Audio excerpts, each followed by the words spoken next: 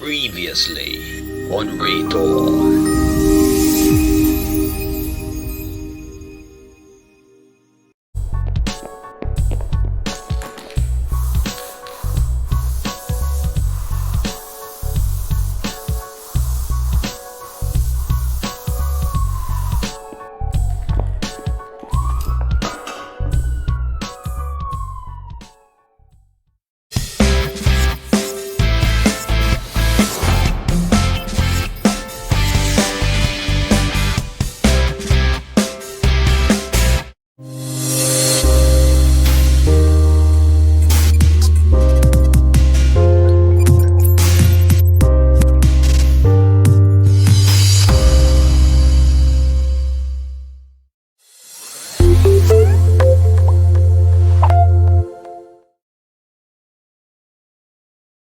Podcast hosting and distribution. You will need to host your podcast files so that your listeners can access them. They will either stream your podcast or download it.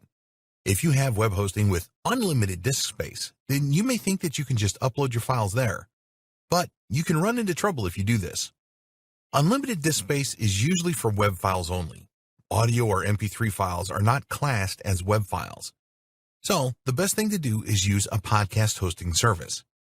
These services are optimized for the storage and serving of audio files of different file sizes. One of the benefits of using a podcast hosting service is that they have built-in and validated RSS feeds. These RSS feeds are compliant with the podcasting directories, which makes the submission process easy for you and access to your podcasts easy for your listeners. You can use your RSS feed link when you make submissions to the podcast directories. More on this later. Each time you upload a new podcast file to your podcasting host, then the directories where you have submitted your RSS feed will all automatically receive the update. Your listeners will also automatically receive your new podcasts on the device of their choice. Another good reason for using a podcast hosting company is that you will be able to access statistics about your podcasts.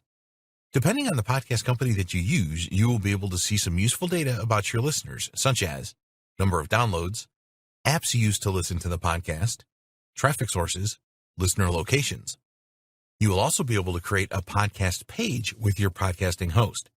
Here you can provide information about your podcasts and include banners, your social media channels, notes about your podcasts, and more. You can link to your website or blog from this page too. This podcast page will also include a media player where people can stream your podcasts using their web browser. They will also be able to download your podcasts, share them, and subscribe to them from this page. While there are free accounts available with a number of podcast hosts, we would always recommend that you go for the paid option as the costs are usually low. Two popular podcast hosting services are Podbean and Libsyn, which have plans starting from $3 a month. Distributing your podcasts and getting the word out. We recommend that you record a few podcasts first before you start to distribute them. It looks a lot better if you have a few different podcasts available rather than just one. Once you have done this, you are ready to get the word out and tell the world about your awesome podcasts. Podcasting directories. You will want to submit your podcast to a number of podcasting directories. The major ones are going to have the most traffic. iTunes gets the most by far. So we suggest that you submit your podcast to the following: iTunes, Google Play, Spotify, Stitcher, TuneIn, SoundCloud. There's no reason why you shouldn't look for more podcasting directories to make submissions to. The more directories that you use, the more people you can reach. Remember that when you use a podcast RSS feed link, you will only have to make a single submission. What about YouTube.com? You absolutely must add your podcast to YouTube. You will have to convert the MP3 files to MP4 format, but this is easy to do with a free online converter. YouTube will not accept a podcast RSS feed, so you will need to upload one at a time. Be sure to optimize properly so your podcast will be found. Use your personal network. Don't just leave it to podcast directory submissions to get the word out about your podcasts. Take a look at your personal network, including your family members, friends, colleagues, and acquaintances. Don't be shy about your podcast. Be proud. You have